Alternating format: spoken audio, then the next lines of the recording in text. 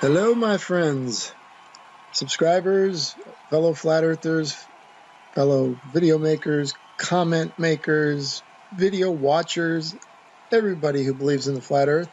And I'm sure there's some people here that don't believe in the flat earth. And a lot of people saw my little teaser trailer, and it was build up some excitement. And this is, in fact, exciting. And so I may get a little repetitive, but I just want to make sure everybody gets what I'm saying. This video is going to debunk the spinning ball Earth. Now, the challenge here, though, is to articulate this in such a way that everybody understands why this debunks the ball Earth. And also, the challenge is to get people to accept the truth and the reality of what's going to be presented here in this video. Okay, the ball Earth, flat Earth controversy or argument is twofold. What's the shape of the Earth, and is it moving? In this video, I'm going to prove that it's not moving, that it can't be moving. Okay, so sit back and relax and enjoy the show. Remember, taking away people's spinning ball that they've grown up with and they've lived with, and that's been their quote-unquote reality their whole life, is not easy. So even if I prove beyond a shadow of a doubt 100% that the Earth's not moving, they're still not going to take it. They're going to go kicking and screaming. Okay, so let's remember that. As a wise man once said, as the heat rises, the snowflakes melt. All right, let's go. Let's do a little background first. The Earth is said to be rotating once every 24 hours, and it's said to have a diameter of 8,000 miles and a radius of 4,000 miles, with a 25,000-mile circumference. That would give the Earth a rim velocity, or equatorial speed, of about 1,000 miles per hour. And that 1,000 mile per hour equatorial speed is said to be bulging the Earth 14 miles high and flattening the poles. Okay, many ball Earth advocates will strawman this, right, with this one rotation in 24 hours. They love to say, well, look at the hour hand on a clock. See how slow it moves? It barely moves at all. You don't even see it. And that's true, right? And they say, do you think you'd feel that? And of course, you're stuck and you have to say, well, no. But what they're not telling you is a 4,000 mile long hour hand, at the tip of it, it would be moving at 1,000 miles per hour. So then, would you feel that? Well, let's just say the ground feels it. The Earth is said to be squashing at the poles about 14 miles on each pole and bulging up at the equator 14 miles high, right? Gazillions and gazillions of tons of rock and dirt and water. So would we feel it? Well, actually, I'm going to surprise you and I'm going to say no, because we'd all be dead. And another thing about this straw manning tactic, the scientists who came up with the equatorial bulge did not use the one rotation in 24 hours as their criteria for coming up with this theory of the squashing of the poles and the equatorial bulge. Obviously, they knew that the 1,000 mile per hour rim speed would create such a disfigurement of the Earth.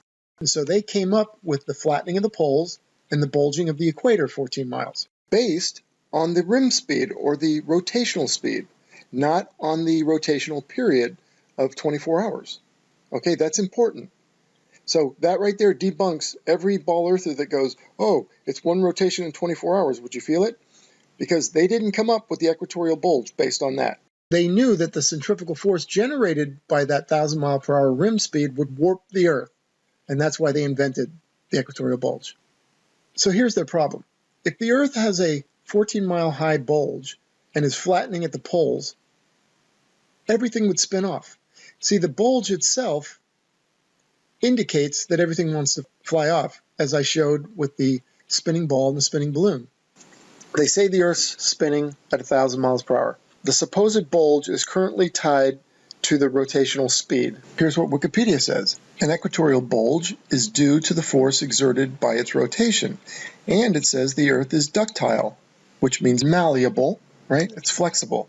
The Earth's equatorial bulge has been decreasing in step, there's the key, in step, with the decrease in the rate of rotation. So for all those ball Earth defenders that like to say, oh, the bulge is an artifact of when the Earth came into being. It was molten, kind of like some fresh, wet concrete, and it has since hardened into the bulge. Well, that's absolutely false compared to what Wikipedia and science says. It says that it's The bulge is tied, inextricably linked to the rotational speed. So stop saying that. All right, and what I'm going to show in this video is that the bulge cannot be going on underneath us and without us being affected here at the surface. Okay, here I have a spinning balloon and I have a spinning rubber ball. The water balloon's filled with water. Now, I know a lot of people are going to say, oh, but this is doing a much higher rotations per minute or RPMs, right? The Earth is one rotation in 24 hours. So I'm using the water balloon, even though it's got a higher spin rate, right? Even though it has a higher spin period than the Earth, but I cannot replicate the Earth. Nobody can. You'd have to make a ball as big as the Earth to have a ball that rotates once in 24 hours that creates a bulge, okay? Can't happen unless it's a huge, huge ball, close to the size of the Earth, all right? So what I'm showing with this balloon is that once it bulges, anything on the surface is done, all right? And the way I showed that is with this porous rubber ball next to it, okay? So the balloon has a skin and the rubber ball does not. They're both spinning hooked to my drill, all right? As you can see, the balloon is bulging, but it's trying to do what the rubber ball is doing. See, the water is flying off the rubber ball, and it's flying off at the equator. Now, if the rubber ball had a skin like the balloon, it would be bulging. So if there were any water on the surface of this balloon, it would be gone. 100% flown off. It could not remain on the surface of a ball that is bulging due to the centrifugal force of its rim speed, right? Its rim velocity. No water can stay on that ball. Okay, and so this is the crux of the video. This is the proof that we're not spinning. You see, you can't have a spinning ball that's creating a bulge underneath the surface and not have the water fly off of the ball. I cannot put any water on that spinning balloon. The water will fly off. I know someone also is going to say to me, yeah, but the Earth's gravity regulates the water, keeps it from flying off. It keeps us in equilibrium, they like to say. Well, where in pray tell do you think I'm doing this experiment right now? I'll give you a hint. I'm outside, standing on the Earth. So the water is flying upwards against the Earth's gravity. The same gravity that's supposed to keep the water calm as glass mirrors in these lakes. Nope. Cannot. This is busted. It's done. Anybody who's intellectually honest has to admit this is done. Okay, you can think of the rubber ball as also having a skin like the balloon, and yet the water is flying off on the outside. You cannot, this is how the spinning ball is busted, right here. Okay, let me put this in simple terms. If you have this, a bulge, then you have this. If you don't have this, but you have this, then you have no bulge. And if you don't have this water flying off, and you have this placid water, then the Earth is not spinning.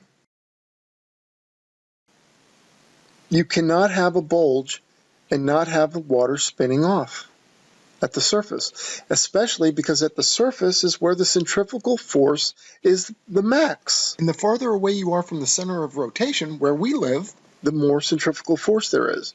So that's where this is busted. We're shifting to a new paradigm. The ball Earth is done. It's a cosmological reset coming at you. And another one I get is like, who do you think you are, taking on the most brilliant minds that ever lived? I disagree. Maybe they weren't the most brilliant minds. Maybe they were the most brilliant deceivers. Maybe they were the best con men. They've presented a fairy tale for adults. That's what this is. So this proves right here that if the Earth were really spinning and an equatorial bulge was going on below us, and remember, there's no skin on the Earth. And actually, it doesn't matter if there's a skin or not. Nothing's going to stay on the skin. The water on the surface would be spun off. This would be an absolute calamity, a catastrophe. We'd all be dead. Now, anybody with any intellectual honesty has to admit this. So, again, it's not the rotational period that creates the bulge. It's the rim velocity. It's the rim speed. Once you generate a bulge, all of the water would necessarily fly off. It has to, because that's why it's bulging, because the water's trying to fly off. And so, in terms of life on Earth, that's a cataclysmic catastrophe. No life can live on that. And so they might say, oh, but, well, like with my water balloon rubber ball, no water can stay on that ball. But they might say, oh, but it's gravity. Gravity causes the Earth to be in equilibrium, they love to say. So the water wouldn't fly off. And like I said earlier, where, pray tell, do you think I'm spinning these balls right now? I'm standing on the Earth. And the water is flying upwards against the Earth's gravity. So let that sink in for a second. The water is flying up against the Earth's gravity. I am standing on the Earth using the Earth's gravity, and the water is still flying up. So that argument's bogus. Okay? So the water would spin off this Earth. Okay, so here's the problem that the ball Earth finds itself in today. Now, the only reason it's having a problem is because people are questioning it. We used to not question it, but we're questioning it now. Okay, so if it does actually have a bulge, and it has a rim velocity of 1,000 miles per hour, that means no life here and we'd all be dead.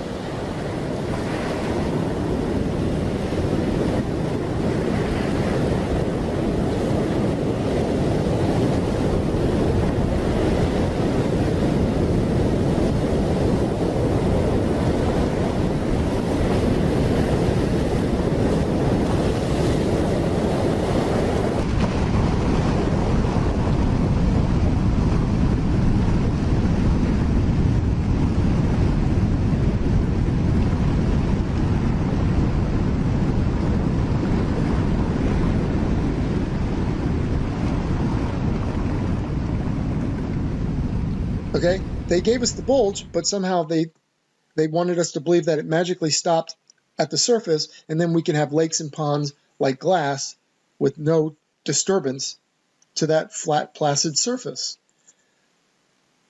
That's not possible. Look at the spinning ball. Everything's got to go. And gravity, no, I'm spinning them right here under the influence of the Earth's gravity, quote unquote gravity. And it's spinning up into the air. So that's one problem. If it has a bulge, we're all dead. If it doesn't have a bulge, then it's not spinning, because the 1,000 mile per hour rim speed necessitates that there's a bulge. And the bulge means death across and no life on this ball. See the problem? So playing detective, you have to conclude that it was a made-up story.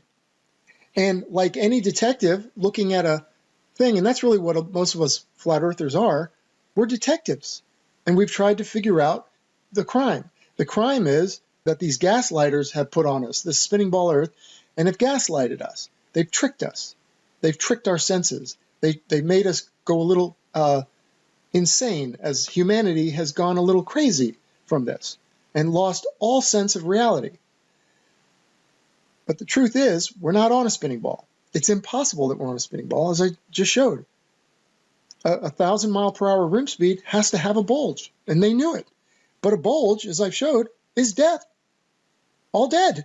No life on this thing. All water spun off. It can't work. And if there's no bulge, then there's no spin. You see what I mean? They're between a rock and a hard place. The jig is up. The jig is up. And so if you've understood this so far, that the rim speed or the 1,000 mile per hour rotation causes a disfiguring of the Earth to the tune of a 14-mile high equatorial bulge, you're going to love this one. Okay? The Earth's orbit around the sun is also a rotation, a 66,000 mile per hour rotation. Okay, so I've already talked a lot exhaustively about how the bulge is created when you have a rim speed of 1,000 miles per hour. But when you look at these two side by side, the Earth's supposed orbit around the sun and the Earth's supposed rotation, you clearly see that these are both two rotating bodies, right? So If the 1,000-mile-per-hour rotation of the Earth creates a disfiguring of the Earth to the tune of a 14-mile-high equatorial bulge and flattening of the poles, what would this do? What would the orbit do? I mean, look at that. That's 66,000 miles per hour rim speed. And it's spinning while it's going through it. And I already covered that in my periapsis video. That's a 2,000 mile per hour fluctuation.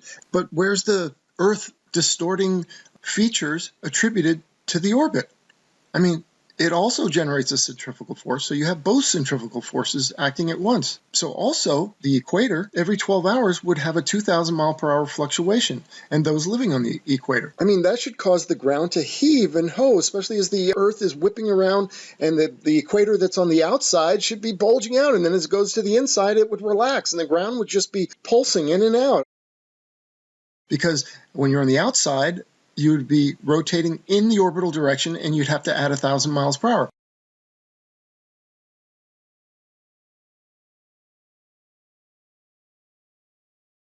When you're on the inside, you're rotating against the orbital direction. You'd have to subtract 1,000 miles per hour. That's a 2,000 mile per hour fluctuation every 12 hours, every day of the year.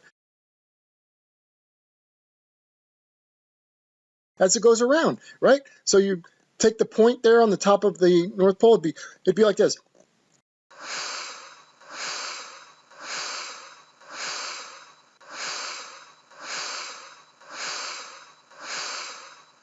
I mean, this is not happening. Okay, everybody, there you go. It's a fraud. It's a hoax. The Earth is not moving. This is a fairy tale for adults and children. And it's time for this to end. Okay? Don't let this just be another video. Oh, well, it's just another, evidence, another video. This is absolutely kills the globe, the spinning globe. It can't be true. So leave links to this video. Get this video popular. And come back, my fellow awake friends, my fellow flat earthers. Come back and watch this more. Get it down like I used to do with old Ken Hovind videos. I watched them so much 15 years ago, I had them memorized. I was able to debunk evolutionists. But come back and watch this till you own this material yourself. It's time to end this charade. This is a fraud. This is a fairy tale.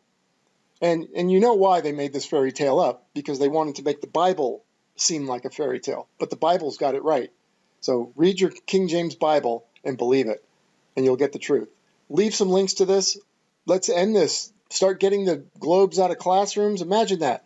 The paradigm shift is here. And all we can do now is let's celebrate. All right? Thank you so much, gang. Here we go. Let's pop some champagne.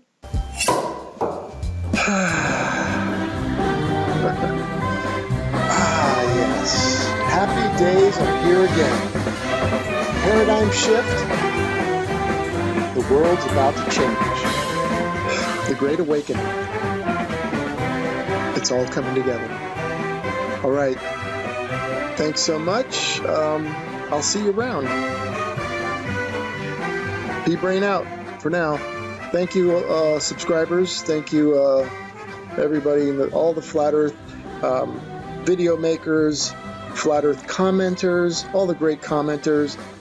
I like commenting myself. I almost enjoy commenting more than making videos. I love getting into the comment threads and mixing it up because you got the truth on your side. It makes it easy. You know what I mean?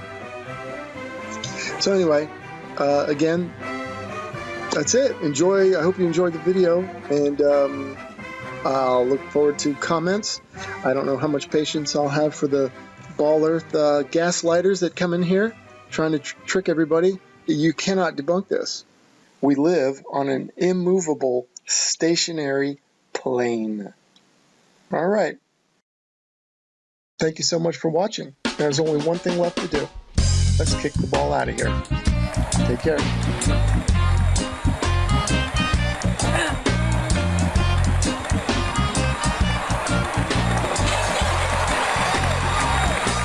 The earth is flat, living in illusion. The earth is flat.